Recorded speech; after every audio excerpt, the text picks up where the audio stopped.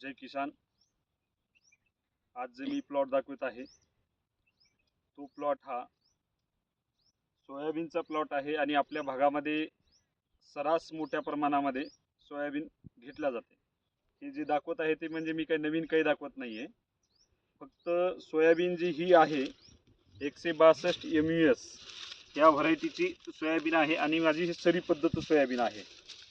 आणि सरी पद्धत आहे आणि त्यातल्या त्यात ह्याच्यावर कुठल्याही प्रकारचा केमिकलचा फवारणीसाठी एकही रुपये न खर्च करता किंवा खतासाठी एकही रुपये न खर्च करता आपण हे घेतलेले सोयाबीन आहे. माझा सांगण्याचं तात्पर्य एवढंच आहे की शेतकऱ्यांनी फवारणीवर 1 एकरला 4-5 हजार रुपये खर्च आणि खतावर 4 हजार रुपये खर्च केले जाते. तर ते न करताही आपण आपल्या भागामध्ये सोयाबीन हे उत्तम प्रकारे, सोयाबीन असेल ही तूर असेल, तर मी कुठल्याही प्रकारचे एकही न फवारणी करता, कुठल्याही औषधाची फवारणी करता, दसपर्णी असेल, घनजीवामृत असेल, या जे आपल्या नैसर्गिक पद्धतीने बनवल्या जाते त्या गाईच्या गवतरापासून, शेणापासून, गुळापासून, तर ह्या सगळ्या गोष्टीचा उपयोग करून मी हे सोयाबीन घेतलेलं आहे. आज सोयाबीनची एवढा मोठ्या प्रमाणात पाऊस झाला तरी बऱ्याच जणांची सोयाबीन पूर्णतः गेलेले आहेत.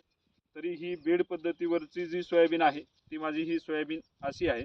तर मला ह्या मागे सांगण्याचं एवढंच आहे की शेतकऱ्यांनी आपला होणारा केमिकलवर, फवारणीवर, खतावर होणारा खर्च टाळावा, एवढ्यासाठीच मी हा तुमच्यापर्यंत व्हिडिओ करून पाठवत आहे. तर येणाऱ्या काळात तरी शेतकऱ्यांनी आपल्याला होणारा जे एक्स्ट्रा खर्च आहे, जे आपण नको त्या गोष्टी फवारणीमध्ये करतोय ते नाही करायला पाहिजे आणि आपली शेती आरोग्यदायी आणि उत्पन्नामध्ये वाढ या दोन्ही गोष्टीचं, कारण की आपण जर केमिकल मारलो तर आज कॅन्सर सारखे रोग, गुडघेदुखी असेल, डोक्याला ट्रस्ट असेल, डोकेदुखी असेल, चक्कर येणे असेल, शुगर सारखे जे आहेत, तर हे आपण खत आणि केमिकल वापरून जे वारंवार आपण शेती करतोय त्याच्यामध्ये एकतर शेतीची प्रत पण कमी होत चालली आणि मानवी आरोग्य पण कमी होत चालले. त्यासाठी जास्तीत जास्त प्रमाणामध्ये आपण सेंद्रिय शेती करावी एवढीच मी आपल्या सर्व शेतकऱ्यांना विनंती करतोय.